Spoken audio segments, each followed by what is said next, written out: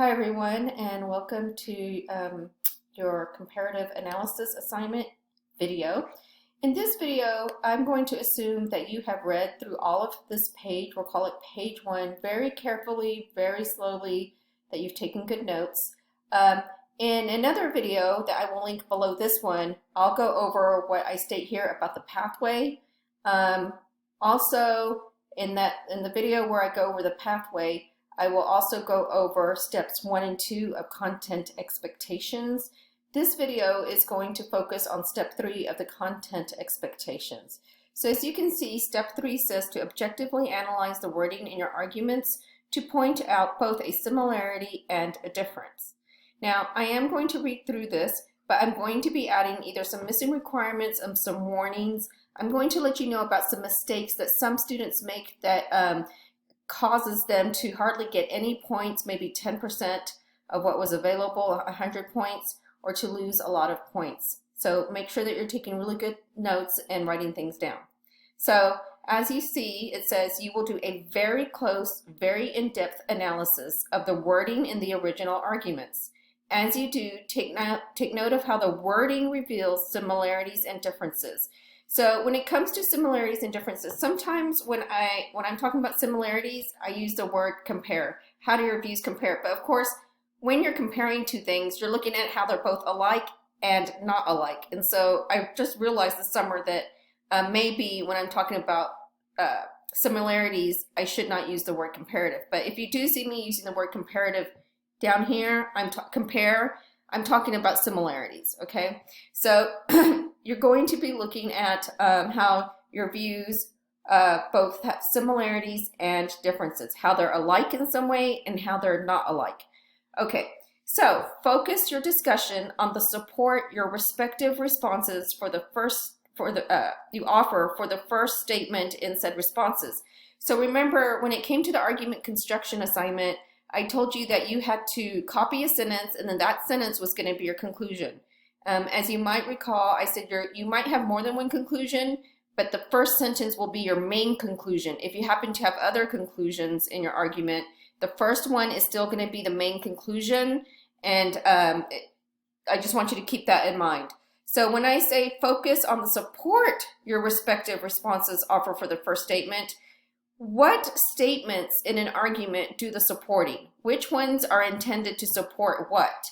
Is it the job of the conclusion to support the other statements, or is it the role of some statements to support the conclusion?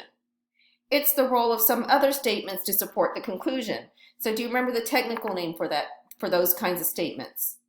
What is the name of the statements that are supposed to give support for the other ones in an argument? That would be reasons or premises. So when you're looking for similarities and differences, the bulk of your discussion is going to focus on the reasoning that you each gave in support of the first sentence, the main conclusion, or your conclusion. Some of you have only one conclusion, so your first sentence is your conclusion and that's it. That's fine as long as you talk about your first sentence as your conclusion.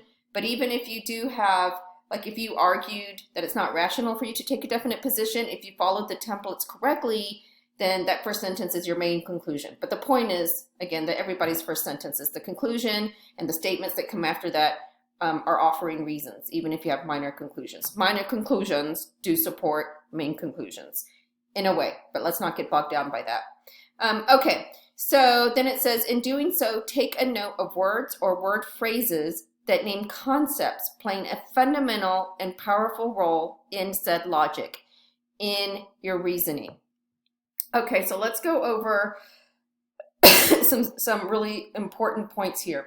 You are speaking in the first person, so you're talking about what you see. So you can say things like, I observe in our arguments, or one thing I noticed, or one thing that really caught my attention, or one similarity that I see, or one difference that I see, or one way in which, I see, a way in which our. So you'll use I sometimes, our sometimes, and sometimes you will even say you to your peer. So I don't want to read something that says, well, Jan said blah, blah, blah, and Micah said, or I said and Jan said, because you're speaking directly to your peer. Okay, so make sure that you keep that in mind. I should see the words I, our, and you referring to the peer that you're speaking to. This relates to another point. even though you are speaking to a peer, I still want you to use formal academic language, even though you're using first person. So in other words, no texting conventions, no acronyms, no slang of any kind. Also, you want to be friendly, you want to be civil, you want to be respectful in how you discuss the similarities and differences, but I don't want you to be overly friendly in your language. So the language should still come off as academic language, like, academic kind of language that you use in an essay. It shouldn't be too, I shouldn't get the feeling that you're just chit-chatting with your peer, over pizza. It's still a formal writing assignment in the first person. So this brings us to another crucial point, man. I can't tell you how important this is. And I always have a student that doesn't reflect attention to this in their submissions. And again, guys, I am not trying to be negative. I'm not trying to be patronizing or mean. This is like me suffering for those students. It pains me to see this huge mistake that students make. So please, please, please don't make it. This assignment is an objective analysis in what you each actually said or meant in your text. And when I say or meant, I meant versus in terms of, interpreting, what you actually said, interpreting what your peer said, interpreting anything that maybe was implied by your peer, interpreting anything that was implied by your argument, like reading between the lines. This is objective. You are not to evaluate your peer. You are not to evaluate yourself. So let's get into this a little bit more.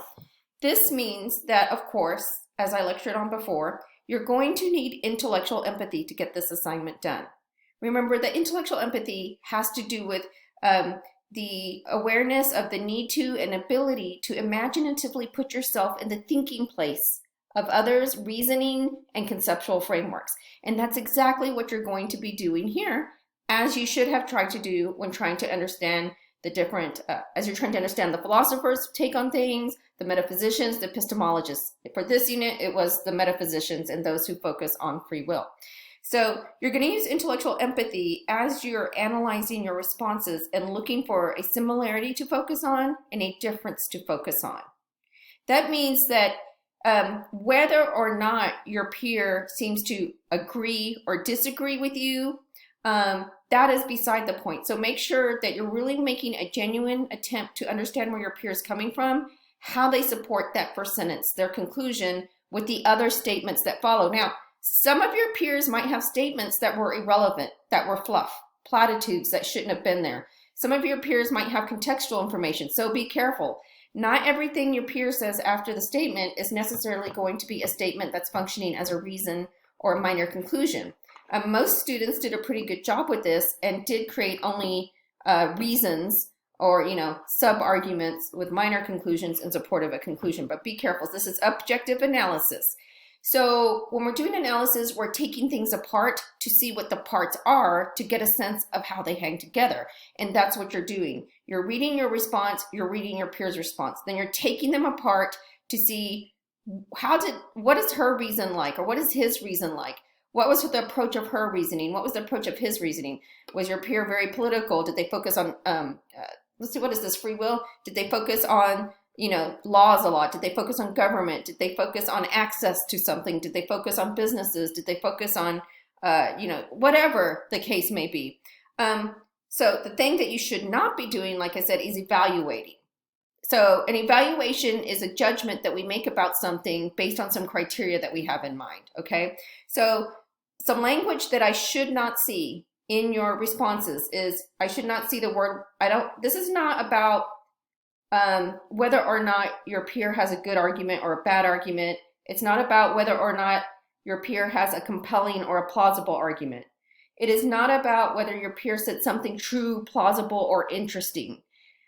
So I should not see any statements to the effect of, your view is interesting, your view is interesting to me, you provide a strong case, your argument is good, your logic is compelling.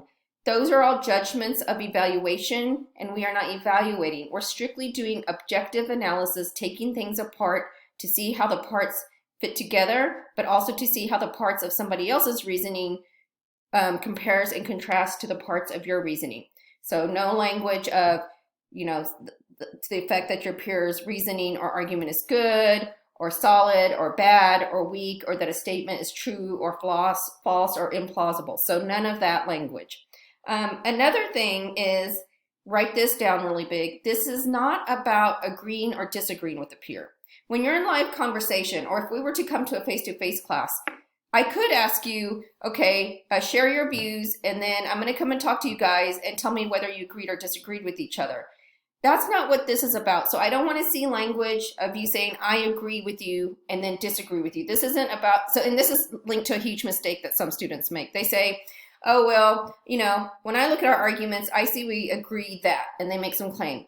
Then what the student will do, which is a mistake, is they will go on to say more about whatever it is that they agree about. Like they'll continue to elaborate as if they're still doing an argument construction.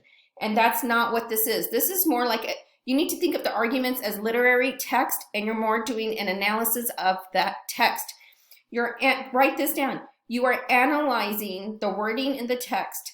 You're analyzing something that's already recorded and written down. You're focusing on what was said in each of your responses earlier in the semester. You're not continuing to discuss the topic. Another important point. That means that this assignment is not, the topic is not, am I wearing a mask of my own free will? So none of your language should be about that. The topic is, how do your views in response to a question about free will compare or contrast? The topic is the similarities and the differences in your reasoning with respect to an argument that is about the same topic. But the assignment is not about fleshing out more or, telling me whether you agree or disagree with somebody right now in the present. It's looking at text that have been recorded in the past and saying, here's what my analysis and my interpretation of some text written in the past, compare and contrast. Okay, so make sure that you are focused on that. No language of I agree or disagree, like or dislike. You have a good argument, a bad argument, none of that kind of stuff. All right, so continuing on. So you're going to end up constructing two paragraphs. You'll construct a paragraph focused on a similarity using the steps below. Then you're going to construct a paragraph focused on a difference using the same steps. As such, I should see two separate paragraphs for step 3 of this task. Okay, so let me put a pause before I go into more of this. No, I think I'm not going to put a pause. I'm just going to say, make sure you listen to or follow the other video where I go over the pathway in steps 1 and 2, because I am going to add missing requirements to something that I want to see with respect from step 1 and step 2 and whatnot.